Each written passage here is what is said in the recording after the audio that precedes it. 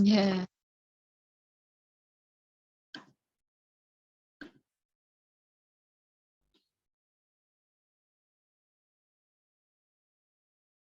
Assalamualaikum warahmatullahi wabarakatuh.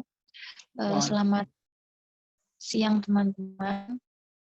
Perkenalkanlah kami di sini dari kelompok 6, yaitu yang beranggotakan yang pertama adalah saya Melita Nursyafri dan yang kedua adalah Muhammad Zaki Zamani. Di sini kami akan memaparkan tentang pembelajaran berdiferensiasi dalam demonstrasi kontekstual topik 1. Next. Yang pertama ada pengertian tentang pembelajaran berdiferensiasi. Jadi pembelajaran berdiferensiasi ini adalah proses belajar mengajar di mana peserta didik dapat mempelajari materi pelajaran sesuai dengan kemampuan, apa yang disukai, dan kebutuhannya masing-masing, sehingga peserta didik tidak frustasi dan merasa gagal dalam pengalaman belajarnya. Jadi dalam pembelajaran berdiferensiasi ini ada 4 aspek yang bisa dibedakan oleh guru agar peserta didiknya dapat mengerti bahan belajar yang mereka pelajari. Yaitu yang pertama ada aspek konten yang akan diajarkan, kemudian ada aspek proses atau kegiatan bermakna, kemudian ada aspek ketiga aspek produk, dan yang terakhir adalah aspek tentang lingkungan belajar. Selanjutnya, yang kedua ada di sini ciri-ciri pembelajaran berdiferensiasi. Yang pertama bersifat proaktif. Di sini guru secara proaktif dari awal sudah mengantisipasi kelas yang akan diajarnya dengan merencanakan pembelajaran untuk peserta didik yang berbeda-beda. Jadi bukan hanya menyesuaikan pembelajarannya dengan peserta didik sebagai reaksi dari evaluasi tentang ketidakberhasilan pelajaran sebelumnya. Yang kedua ada menekankan kualitas daripada kuantitas. Dalam pembelajaran berdiferensiasi, kualitas dari tugas lebih disesuaikan dengan kebutuhan peserta didik. Jadi bukan berarti diberi lagi tugas tambahan yang sama, namun ia diberi tugas lain yang dapat menambah keterampilannya. Yang ketiga ada berakar pada asesmen, yakni guru selalu mengakses para peserta didik dengan berbagai cara untuk mengetahui keadaan mereka dalam setiap pembelajaran. Sehingga berdasarkan hasil asesmen tersebut, guru dapat menyesuaikan pembelajarannya dengan kebutuhan mereka. Yang keempat, ada menyediakan berbagai pendekatan dalam konten, proses pembelajaran, produk yang dihasilkan, dan juga lingkungan belajar. Jadi dalam pembelajaran berdiferensiasi, ada 4 unsur yang harus disesuaikan dengan tingkat kesiapan peserta didik, yakni ada konten, proses, kemudian ada produk dan lingkungan belajar. Yang kelima ada berorientasi pada peserta didik. Jadi tugas yang diberikan berdasarkan tingkat pengetahuan awal peserta didik terhadap materi yang akan diajarkan. Sehingga guru merancang pembelajaran sesuai dengan level kebutuhan peserta didik. Selanjutnya ada merupakan campuran dari pembelajaran individu dan klasikal. Yakni di sini guru memberikan kesempatan pada peserta didik untuk kadang-kadang belajar bersama dan kadang-kadang juga belajar secara klasikal, secara individu. Kemudian yang terakhir ada bersifat hidup. Jadi guru berkolaborasi dengan peserta didik terus-menerus, termasuk untuk menyusun tujuan kelas maupun individu dari para peserta didik tersebut. Next. Di sini ada prinsip-prinsip pembelajaran berdiferensiasi menurut Tom Linson dan Carroll pada tahun 2017. Yang pertama ada lingkungan belajar. Lingkungan belajar di sini yang dimaksud meliputi lingkungan fisik sekolah dan kelas di mana peserta didik menghabiskan waktunya dalam belajar di sekolah. Iklim belajar merujuk pada situasi dan kondisi yang dirasakan peserta didik pada saat belajar, relasi, dan berinteraksi dengan peserta didik lain maupun gurunya. Yang kedua ada kurikulum yang berkualitas. Di dalam kurikulum yang berkualitas, tentu saja harus memiliki tujuan yang jelas, sehingga guru dapat tahu apa yang akan dituju pada akhir pembelajaran. Di samping itu, fokus guru dalam mengajarkan adalah pengertian peserta didik, bukan hanya pada materi yang dihafalkan mereka. Yang penting adalah pemahaman tentang materi pelajaran yang akan diterima di benak peserta didik dan akan diterapkan di kehidupan mereka. Selanjutnya ada asesmen berkelanjutan. Jadi asesmen yang pertama yang dilakukan oleh guru adalah asesmen di awal pembelajaran sebelum membahas suatu topik pelajaran. Fungsinya adalah untuk mengetahui sejauh mana peserta didik memahami bahan atau materi pelajaran yang akan dipelajari. Dan juga untuk mengukur sejauh mana kesiapan peserta didik terhadap tujuan pembelajaran. Jadi kesiapan belajar yang dimaksud lebih mengacu pada pengetahuan awal atau pre-knowledge pada peserta didik, bukan pada kecerdasan intelektual mereka. Yang keempat, ada pengajaran yang responsif. Melalui asesmen formatif, guru dapat mengetahui apa saja yang menjadi kekurangan dalam membimbing peserta didiknya untuk memahami isi pelajaran.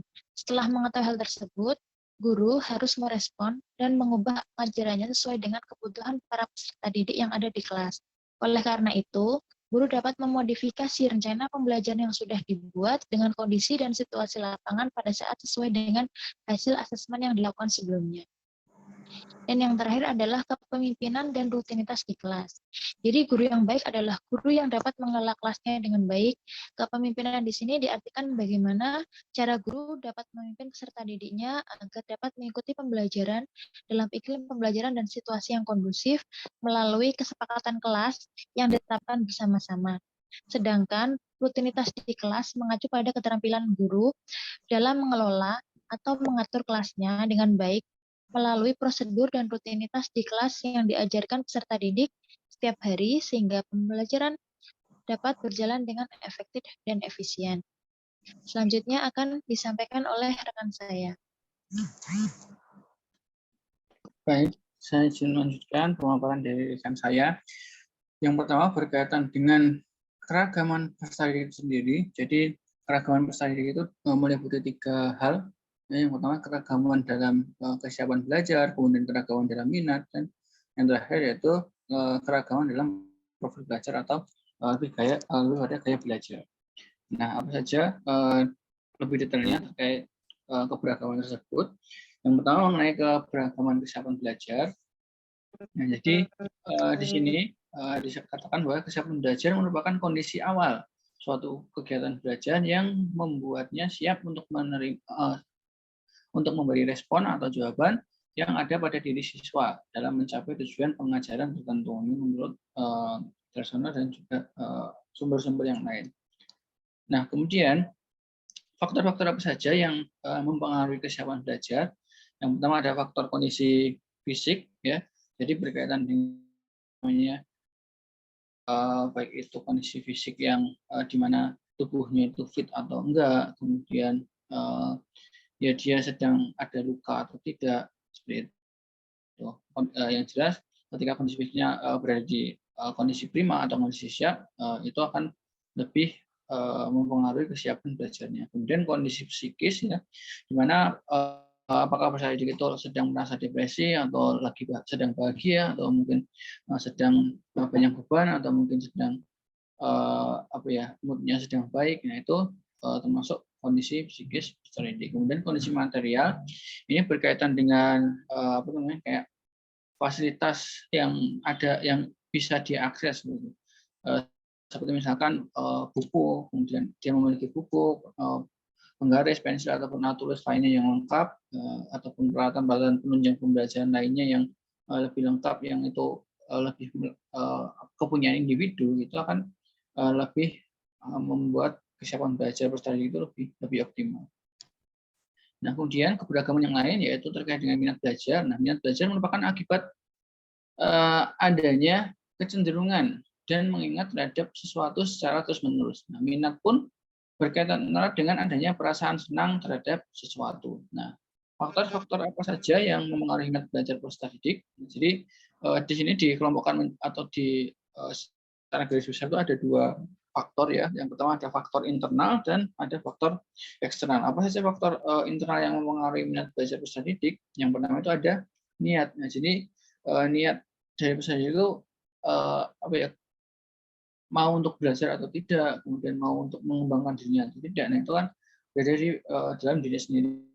Kemudian kalau tidak dibarengi dengan kesungguhan dia dalam pokoknya keinginan untuk bersungguh-sungguh itu tidak ada, maka itu juga akan mempengaruhi terhadap belajarnya. Kemudian motivasi dia untuk apa dia harus belajar, untuk apa dia harus menambah, apa dia harus mengembangkan dirinya. Nah, itu pasti setiap orang punya motivasi sendiri-sendiri yang tertanam dalam dirinya. Kemudian perhatian, maksudnya perhatian dan sikap terhadap sesuatu ini, misalkan pelajaran geografi, dia menaruh perhatian atau sikapnya bagaimana terhadap pelajaran tersebut, apakah dia ternyata tidak menaruh perhatian lebih pada beberapa materi pelajaran, misalkan anggap materi geografi itu membosankan atau menganggap materi geografi itu menyenangkan. Nah, ini termasuk faktor internal. Kemudian faktor ini bisa datang dari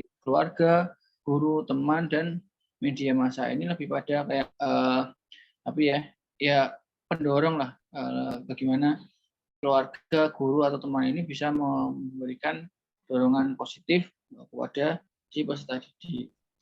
Nah, kemudian setelah terkait dengan minat, ada gaya belajar. Nah, keberagaman selanjutnya yang terakhir ini adalah gaya belajar. Gaya belajar merupakan suatu cara seseorang